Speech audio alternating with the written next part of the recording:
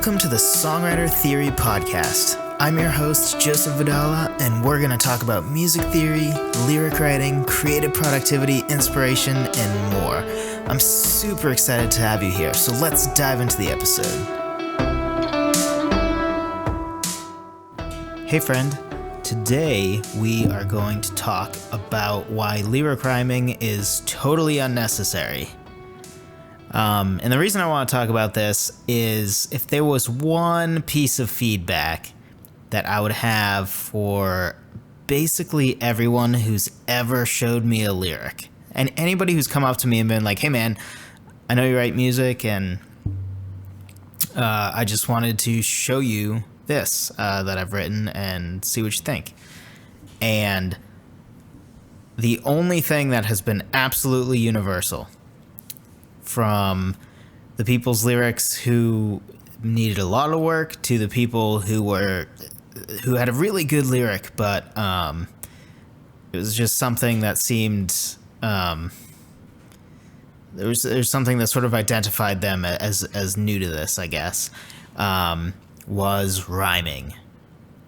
All of them seemed to think that they needed to rhyme. And to me, at least, it was obvious when reading the lyric.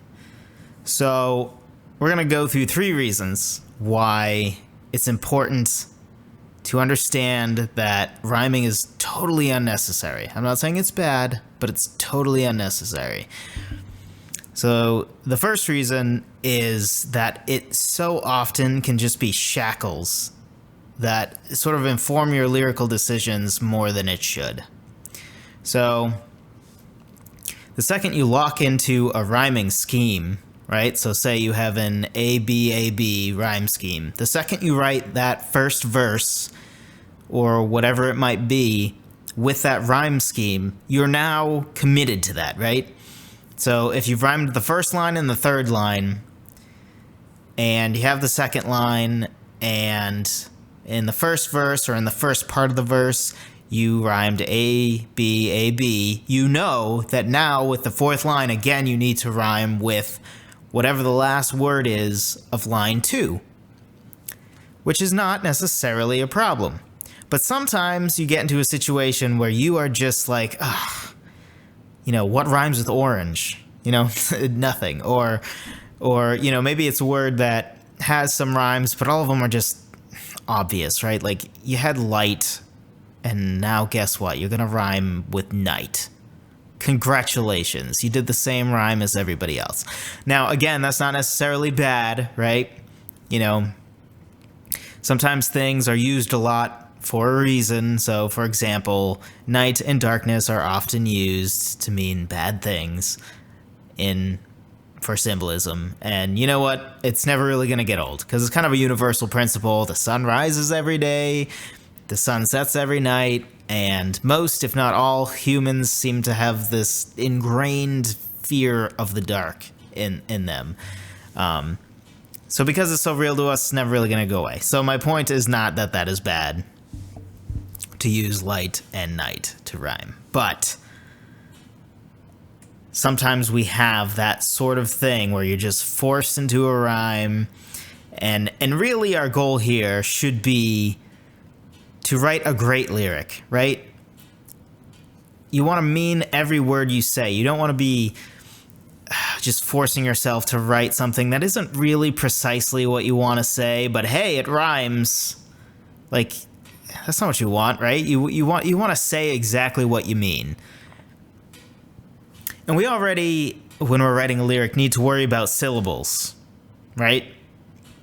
So you don't necessarily need to do 10 syllables in the first line and then 12 in the next and 10, 12, 10, 12. You don't necessarily need to do that, but you have a melody, right? And your melody is probably going to have the call and the answer, and your melody is going to have a certain amount of notes. So there's really not too much that you have there to work with once you have that melody or once you have these syllables.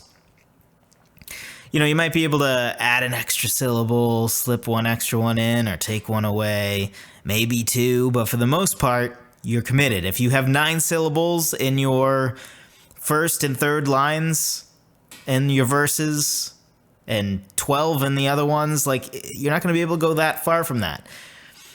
And so you already have that constraint, right? And that's a constraint that's really not going to go away. You can't really help that part. Because music it's just so ingrained in it to have that call and answer, to have that rhythm to it. And you're already worried about writing meaningful or memorable lyrics or catchy lyrics or whatever you're going for in this particular song. And you're trying to get a melody that just fits with these words and just marries up with these words, and the music and the lyrics are truly communicating the same thing. So you already have all these things to worry about. So now to add on top of it, worrying about rhyming is just one more thing. And it's so constraining too, because you might think like, so many words just rhyme with everything, right? Like, yes, there are probably a decent amount of words that rhyme with whatever word you have to rhyme with. Probably. But you have to keep in mind that depending on your melody, you're also constrained how many syllables that word can have, probably.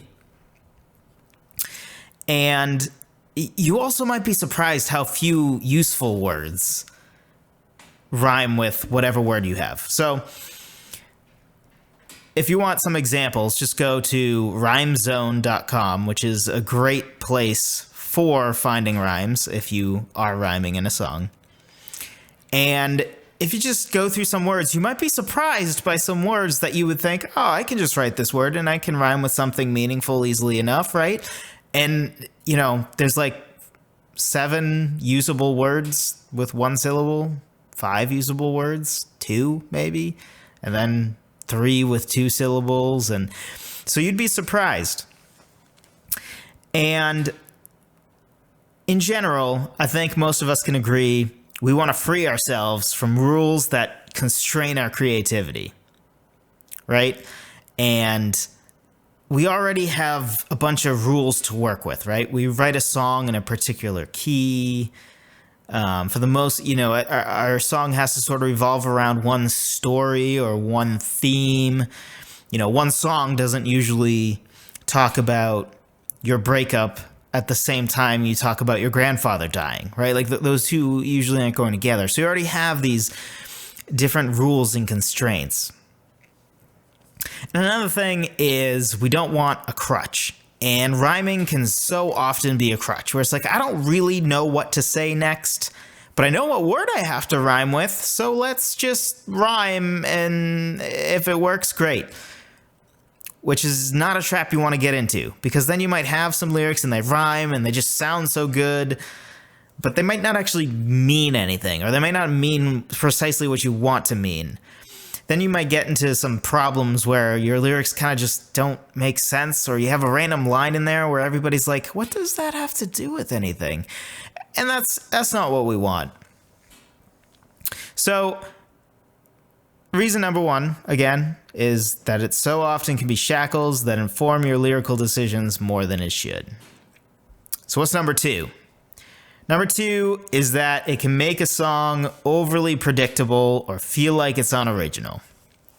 So let's go back to that light and night example. You ever have that time where you're listening to especially a pop song on the radio or whatever, and you hear a certain line and it says, night. We'll use this example again. And you just roll your eyes because you already know what the next line's going to be. Or at least you know where it ends. And then it happens and it's unbelievably predictable. And you just roll your eyes and are like, come on, really? And then if you're anything like me, you might mumble something about how, a 12-year-old can write better lyrics than what you're listening to right now. And a part of the use of a rhyme, right, is to give that familiarity and memorableness, right? Because a rhyme sort of helps in the back of our mind to remember lyrics, which can be very good, right? Most people want to imagine people can sing along and remember their songs. But you don't need a rhyme for that. And it can help, which is, again, I'm not anti-rhyming. I'm just anti-forcing a rhyme. But there's such a fine line between familiarity and unoriginalness, right? So normally I would say that often when somebody accuses something of being unoriginal, it's just their excuse to hate on it.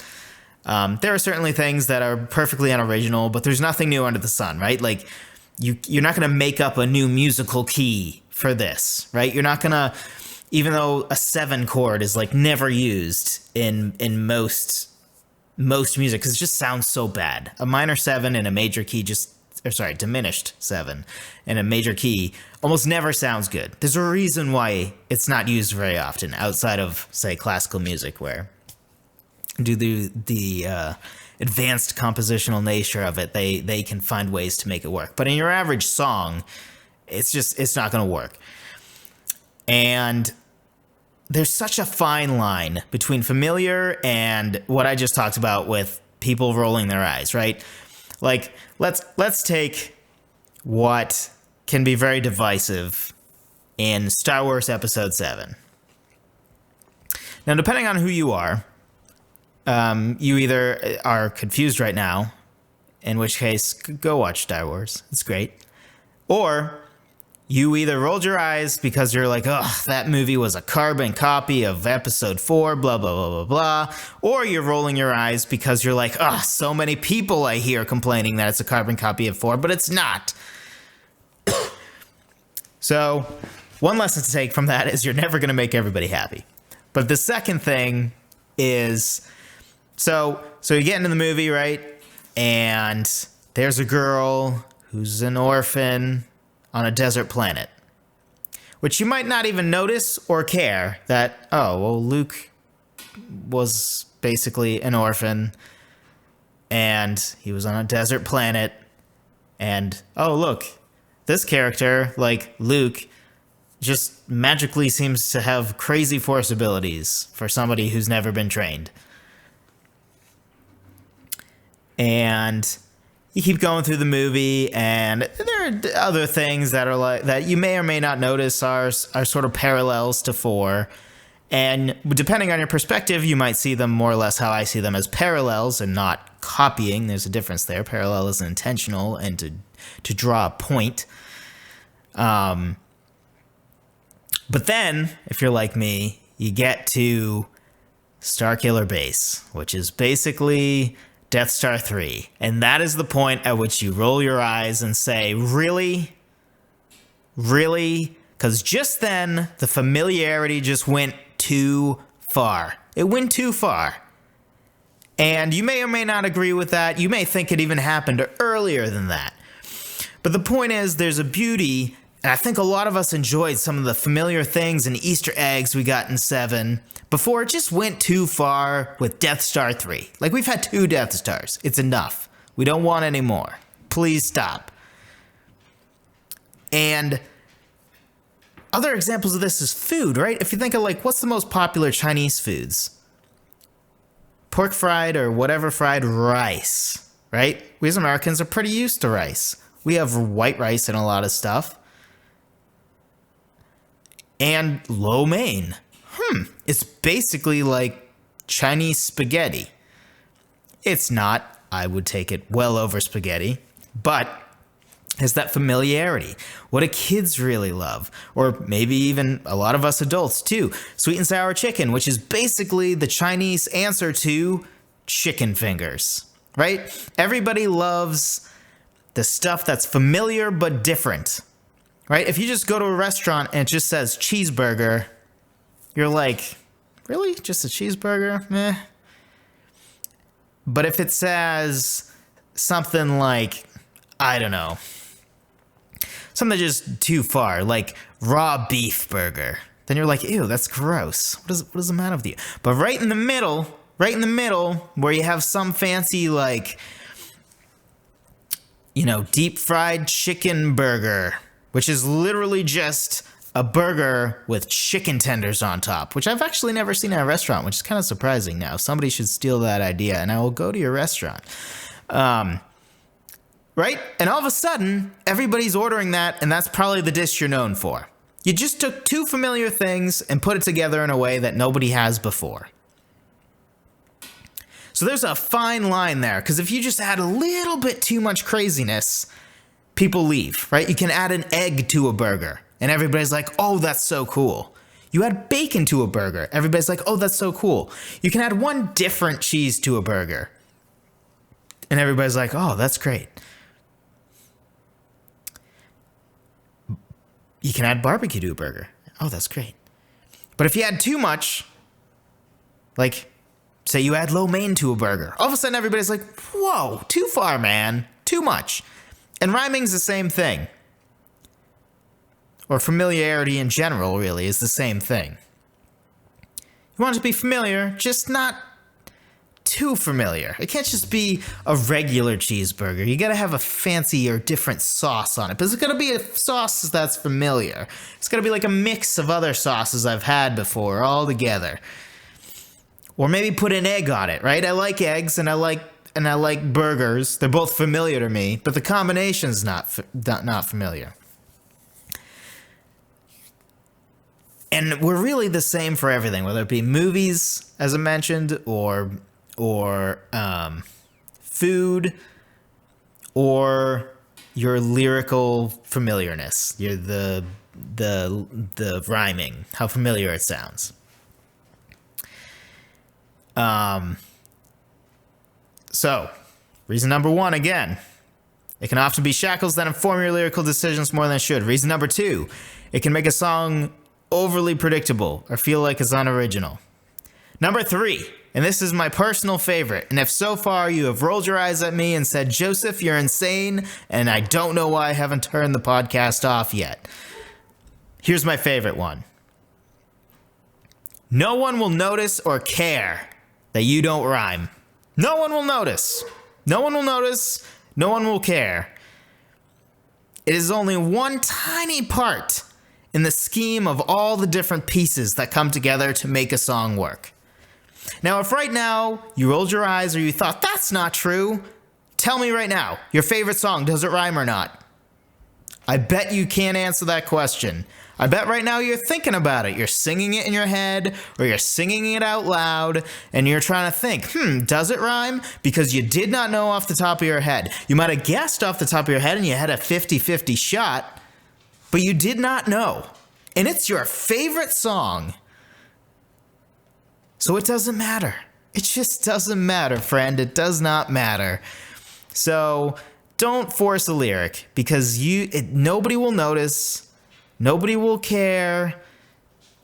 It doesn't matter. It's more important to write a great lyric, to get a lyric to marry up with the melody in a great way, to have a good arrangement. There's so many other more important things to your song that you can't ruin your song by forcing a rhyme. No one cares that it doesn't rhyme, and people will probably never even notice.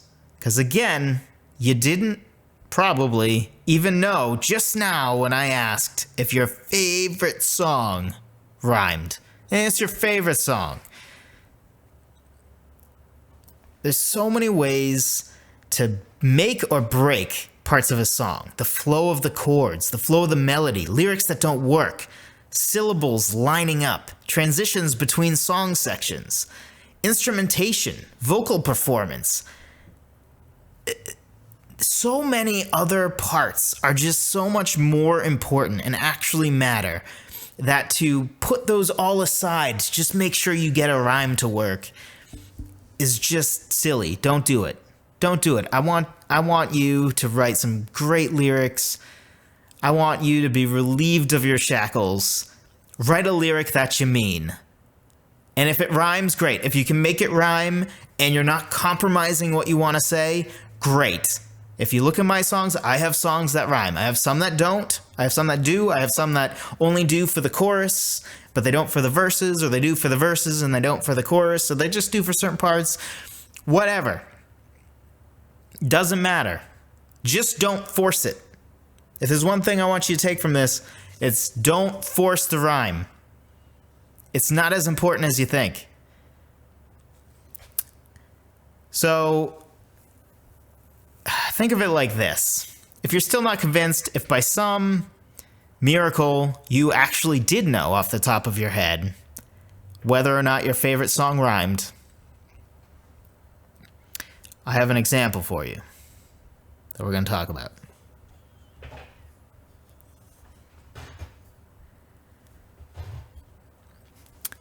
It is like eye color. Right? In the scheme of however good looking you are or somebody is, with your height, your weight, your facial characteristics, your hair, other factors that are going to kind of come together to make your appearance, right? And make that appearance that each individual person will decide how attractive or unattractive it is to them. Rhyming is like eye color. It's just that little asterisk that might be a bonus, but a ton of people won't even notice. Most people will determine whether they think you're good looking or the most beautiful girl they've ever seen or whatever it is before they even notice your eye color. Right? Whether you have blue, green, hazel, or brown eyes, it probably doesn't matter. It probably doesn't matter. Now, sometimes, like for me, it's a little more obvious because I have pretty dark hair and I have blue eyes. So it sticks out a little bit more. And some people who have like jet black hair and blue eyes, yeah, that's going to stand out more. But for the most part, most people, if you were to just say you're at work or wherever you are, can you tell me off the top of your head what color eyes even your coworker you sit next to every day has? You probably can't, but you probably can tell me whether you think they're good looking or not, right? You probably can tell me, oh yeah, that girl at work, yeah, she's pretty. I like talking to her. Do you know what color eyes she has? Maybe, because you already have determined she's pretty, so maybe you've spent more time thinking about it and looking into her eyes. But it's amazing how much time you can spend looking someone in the eyes as you talk to them and never notice their eye color. My own wife, I believe we were dating for months. And we had known each other for 2 years before then. We'd been friends for a while. And she didn't know what color eyes I had until I think we were dating for a couple months. And so it just doesn't matter, friends. It just doesn't matter. Your rhyme is going to be the same thing. People aren't going to notice. It doesn't matter. You may think it matters whether your eyes are blue or hazel or whatever. And you know what? Some people might be like, oh, you have such beautiful hazel eyes. You have most beautiful, rich brown eyes. But for every one of those people, you have 100 people who've looked at you, have an opinion of how you look, and couldn't tell you at all what eye color you have. They don't know. And it's the same thing with your rhyming. It's the same thing. They're not going to know. They're not going to care. So, let's go over the 3. One last time. Rhyming can often be shackles that inform your lyrical decisions more than they should. 2. It can make a song overly predictable or feel like it's unoriginal. And 3. No one will notice or care. No one will care. So, why'd I talk about this? Because I don't want you to be shackled. I want you guys to write great lyrics. And I don't want you to be coming to me or coming to another songwriter with your lyric, not feeling good about it because you know you forced to rhyme. I don't want you to have that feeling. I don't want you to feel this burden of, oh, I need to rhyme. I don't want you to have that feeling. I want you to be able to celebrate writing a lyric that you really wanted to write because you have enough problems with syllables and other things that really are more necessary to get right, to get what you're trying to say right, that you don't need the extra burden of a rhyme. And if you can rhyme, great. If you can rhyme and say exactly what you want to say, perfect. Awesome. But if you can't, with this particular song, or it's just too much of a headache, you just can't quite get it to work, don't worry about it. It doesn't matter.